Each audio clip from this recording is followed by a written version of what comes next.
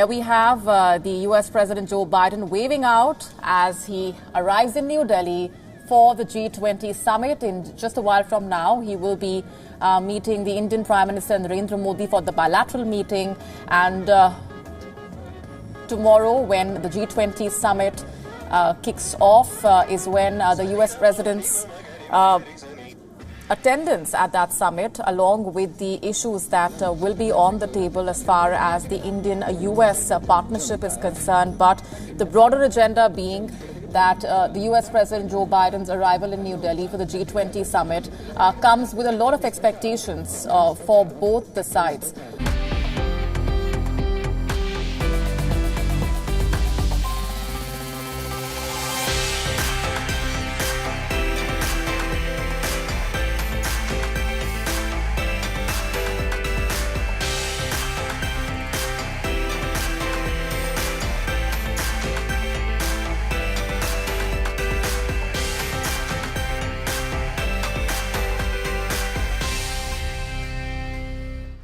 The leaders are arriving, the meetings have begun. India is hosting the G20 Summit and we are bringing you our 360-degree coverage. Let's start with what happened today. Almost all the key leaders are here, from Japanese Prime Minister Fumio Kishida to UK Prime Minister Rishi Sunak, US President Joe Biden, Italian Prime Minister Giorgia Meloni, Turkish President Recep Tayyip Erdogan, South African President Cyril Ramaphosa, European Commission President Ursula von der Leyen, also her counterpart, European Council President Charles Michel. It's a long list. More than 30 heads of state, top officials from the European Union and 14 heads of international organizations will be in New Delhi by Saturday morning. Most leaders are arriving tonight and India has gone all out to welcome them. All dignitaries are being welcomed by traditional Indian dancers. The performers represent different states of India. Also the country's rich diversity, like the Bihu from Assam and the Sambalpuri from Odisha, which the IMF chief also tried to perform. Take a look at this.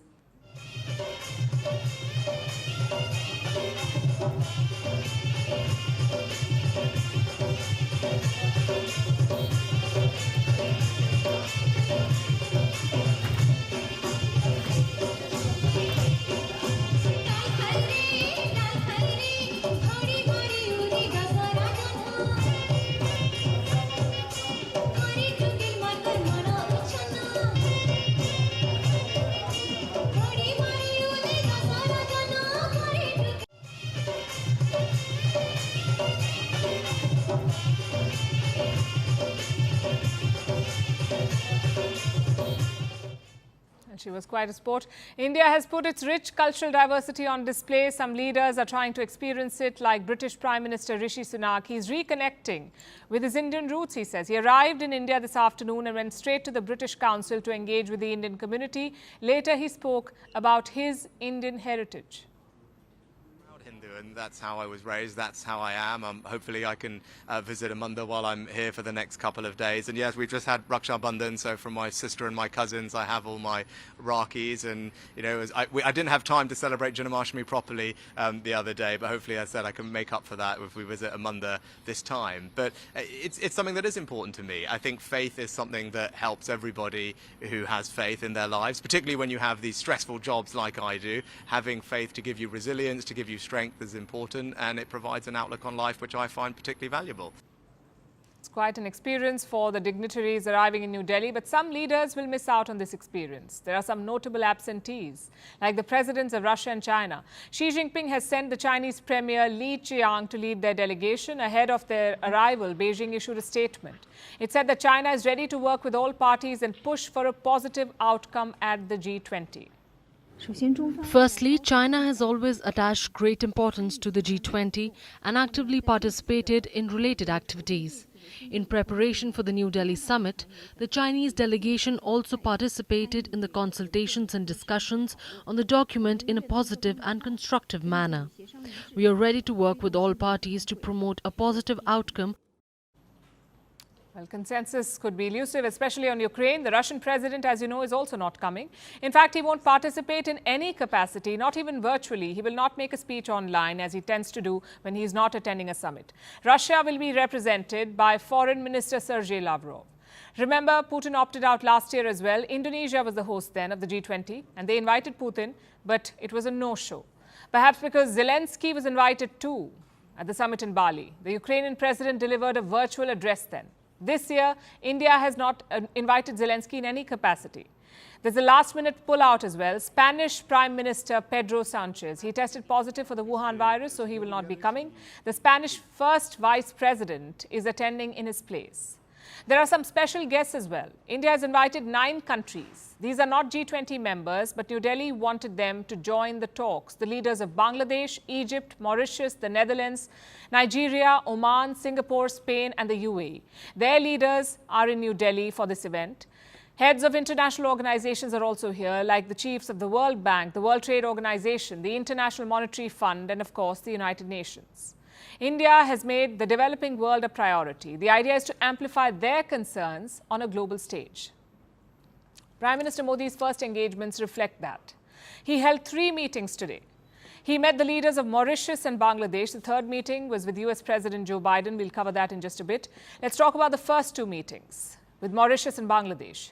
Mauritius is being represented by Pravind Kumar Jugnauth, the Prime Minister, and Bangladesh is being represented by their Prime Minister Sheikh Hasina.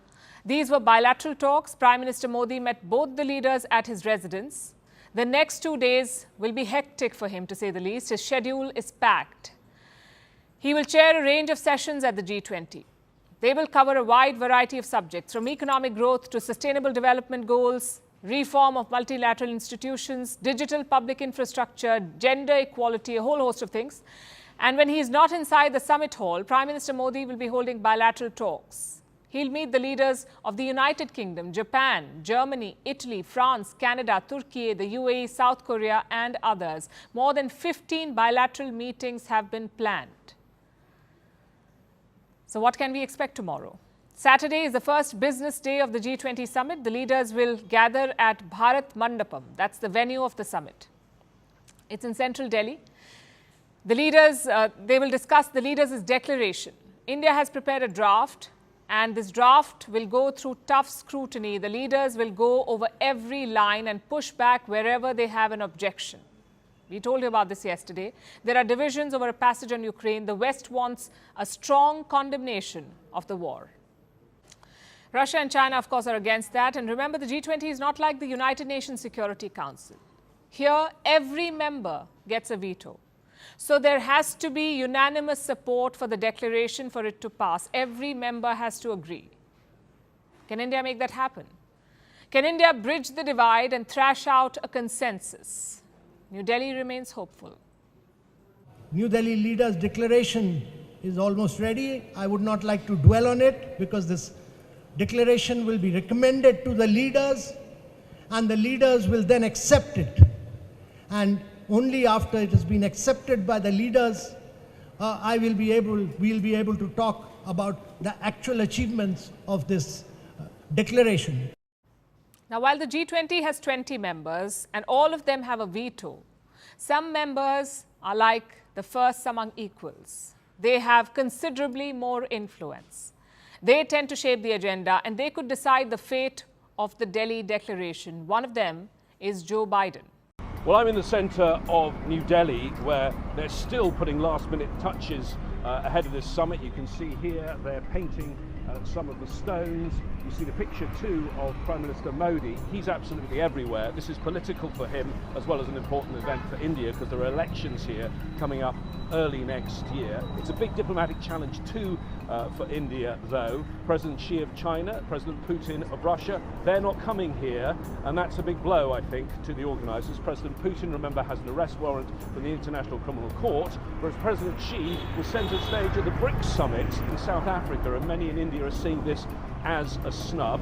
The war in Ukraine, not the main issue at this summit. Things like the international financial architecture, debt relief for poorer countries, climate change are key for a summit that normally focuses on economic issues. But the war in Ukraine is still the main dividing line in international politics, and the Russian foreign minister who'll be representing this country here has already said that he'll block a final declaration if it has language he doesn't like in Ukraine. They did a fudge last time in Bali where they agreed to disagree. Doesn't look like that can happen here. If there's no final declaration, I think it will be a symbol of paralysis of the G20 and a symbol that the world is more divided than ever.